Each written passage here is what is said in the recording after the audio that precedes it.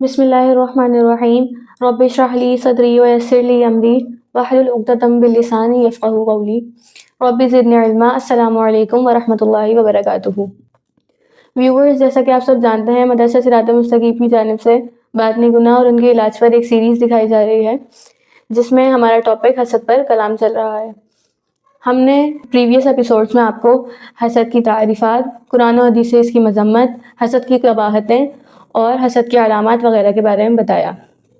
آج کے ایپیسوڈ میں ہم حسد کے علاج کے بارے میں جانیں گے کہ اگر کوئی شخص کسی سے حسد میں مبتلا ہو جائے تو کس طرح سے وہ اپنا علاج کر سکتا ہے۔ تو حاسد شخص کو چاہیے نمبر 1، اللہ تعالیٰ کی بارگاہ میں بکثرت رو رو کر اللہ تعالیٰ سے نجات مانگے۔ نمبر 2، حسد کی مذکورہ بیان کردہ تباہ کاریوں کو اپنے ذہن میں اکثر و بیشتر لاتا رہے، کیونکہ جب کسی بڑے نقصان کا صحیح خوف و اندیشہ نہ ہو تب تک اس گناہ سے بچنا ناممکن نہیں تو مشکل ضرور ہو جاتا ہے۔ تو اس لیے حاسد کو چاہیے کہ جتنی بھی حسد کی تباہ کاریاں جو ہم نے اپنے پریویس ایپیسوڈز میں بتائی ان کو اپنے ذہن میں لاتا رہے تاکہ اپنے اعمال کی بربادی، ایمان کے بگاڑ وغیرہ کا خوف اس کے دل میں پیدا ہوتا رہے۔ نمبر 3، حاسد شخص کو چاہیے کہ وہ اپنی موت کو کثرت سے یاد کرے، کیونکہ یہ ایک اصول ہے کہ جب انسان کثرت سے اپنی موت کو یاد کرتا ہے تو فطرتی طور پر اس کا دل دنیاوی چیزوں سے بے رغبتی اور آخرت کی طرف مائل ہونا شروع ہو جاتا ہے۔ تو اس لیے حاسد شخص کو چاہیے کہ اپنی موت کو بکثرت یاد کرے تاکہ اس کا دل محسود کی نعمتوں سے ہٹ کر اخروی امور کی طرف اس کا دل مائل ہو۔ حضرت ابو دردہ رضی اللہ تعالیٰ عنہ سے مروی ہے کہ جو شخص موت کو کثرت سے یاد کرے اس کے حسد اور خوشی میں کمی واقع ہوتی ہے، مسند امام احمد۔ تو اس لیے حاسد کو چاہیے کہ موت کو بکثرت یاد کرے۔ نمبر 4، حاسد کے حسد میں مبتلا ہونے کی سب سے بڑی وجہ یہ ہوتی ہے کہ وہ محسود کے پاس موجودہ نعمتوں کو دیکھ کر خود احساس کمتری کا شکار ہو جاتا ہے۔ تو حاسد کو چاہیے کہ اس حدیث کے اصول کو اپنے ذہن میں رکھے کہ آپ صلی اللہ علیہ وسلم نے فرمایا، اپنے سے نیچے درجے کے لوگوں کی جانب دیکھا کرو، اس کے برعکس اوپر کے درجے کے لوگوں کو مت دیکھو۔ اگر تم ایسا کرو گے تو اللہ تعالیٰ کی کسی نعمت کو حقیر نہ جانو گے۔ ابن ماجہ۔ تو حاسد کو چاہیے کہ ایسے لوگوں کا بکثرت مشاہدہ کرے جنہیں اللہ تعالیٰ نے اپنے عدل و انصاف سے بے شمار نعمتوں سے محروم رکھا ہے۔ نمبر 5، اپنے قلب میں مسلمان بھائیوں کی خیر خواہی کا جذبہ پیدا کرے۔ یہ انبیاء کرام علیہ السلام کی سنت بھی ہے۔ قرآن مجید میں حضرت نوح علیہ السلام کا یہ قول منقول ہے کہ وَأَنصَحُ لَكُمْ، یعنی میں تمہارا خیر خواہ ہوں۔ سورہ اعراف آیت نمبر 62۔ اسی طرح آپ صلی اللہ علیہ وسلم کو بھی خیر خواہی بے حد محبوب تھی کہ آپ صلی اللہ علیہ وسلم صحابہ کرام سے اس کا وعدہ لیا کرتے تھے کہ حضرت جریر بن عبداللہ رضی اللہ تعالیٰ عنہ کہتے ہیں کہ میں نے رسول کریم صلی اللہ علیہ وسلم کے دست مبارک پر نماز قائم کرنے، زکوٰۃ ادا کرنے اور ہر مسلمان کے ساتھ خیر خواہی کی بیعت کی۔ بخاری و مسلم۔ نمبر 6، حاسد کے باعث اپنے دل میں محسود کی شدید نفرت موجود پاتا ہے، اور یہ جو نفرت ہوتی ہے جو اس کے دل میں محسود کے لیے ہوتی ہے وہ اس کے جذبہ انتقام کو مزید بھڑکاتی ہے۔ تو اس لیے حاسد کو چاہیے کہ ان امور کو اختیار کرے جن سے جو یہ نفرت ہے وہ محبت میں تبدیل ہو جائے۔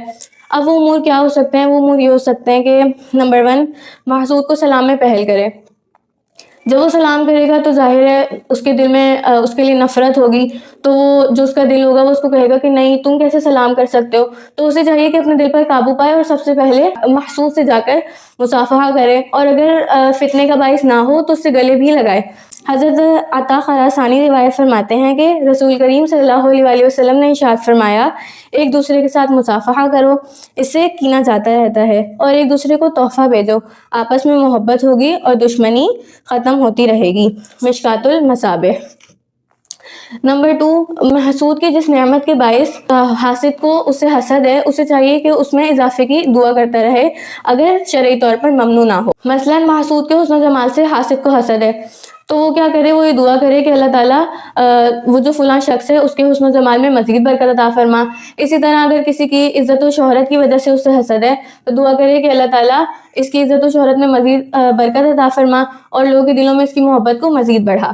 نمبر 3، اپنی زبان کو اس کے عیوب و نقائص بیان کرنے سے سختی سے روکے، اور اگر کوئی دوسرا شخص اس کے سامنے محسود کی برائی کرے یا اس کے نقائص وغیرہ بیان کرے تو کوشش کرے کہ اس کے سامنے سے اٹھ جائے، اس کی بات ہی نہ سنے، اور اگر ایسا نہیں کر سکتا، مطلب اٹھ کے نہیں جا سکتا، تو بہتر ہے کہ محسود کا دفاع کرے. نمبر 4، اگر محسود کو کوئی غم لاحق ہو تو اس کے غم میں تعزیت کرے، اور اگر وہ بیمار ہو اس کی جا کر عیادت کرے. اس کے برعکس اگر کوئی محسود کو خوشی ملے تو اس کی خوشی میں شریک ہو اور صدقے دل سے جا کر اس کو مبارکباد پیش کرے. نمبر 5، اگر محسود کو اس کی مدد کی ضرورت ہو تو اسے چاہیے کہ جا کر اس کی مدد کرے اگر ممکن ہو، لیکن اگر خود کرنا ممکن نہیں ہے تو کسی دوسرے کے ذریعے سے کہے. نمبر 6، جو اوصاف اور کمالات وغیرہ محسود کی ذات میں ہیں اسے چاہیے اپنے رشتہ داروں میں، اپنے دوستوں میں اسے بیان کرے. اور اگر کوئی دوسرا اس کے سامنے محسود کی جو ہے تعریف وغیرہ کرے اور وہ صحیح بھی ہو تو اسے چاہیے کہ اس کا اعتراف بھی کرے. یہ تو تھی حسد کا علاج. لیکن بعض دفعہ یہ بھی ہوتا ہے کہ آپ خود اللہ تعالیٰ کی نعمتوں سے مالا مال ہوں اور کوئی دوسرا آپ سے حسد میں مبتلا ہو جائے، اور آپ کو کسی شخص سے، اپنے کسی جاننے والے سے، اپنے رشتہ دار سے، اپنے دوست سے آپ کو پتہ چل گیا کہ فلاں شخص آپ سے حسد میں مبتلا ہے. تو ایسی سچویشن میں آپ کیا کریں گے؟ کیا آپ اس سے نفرت پیدا کریں گے یا پھر آپ کوئی جوابی کارروائی کریں گے؟ تو ان سب کے بارے میں انشاءاللہ آپ کو ہماری نیکسٹ ایپیسوڈ میں پتہ چلے گا. تو اللہ تعالیٰ سے دعا ہے اللہ تعالیٰ ہر شخص کو، ہر مسلمان کو اس حسد جیسی مہلک بیماری سے محفوظ فرمائے، اور اگر کسی کے اندر یہ حسد جیسی بیماری ہے تو اس کا علاج کر اس کو جلد از جلد ختم کرنے کی توفیق عطا فرمائے. آمین. Please do like, share and subscribe our channel Madrasa Sirat Mustaqim and stay tuned with us for the next amazing episodes. Jazakallahu khaira. Allah Hafiz.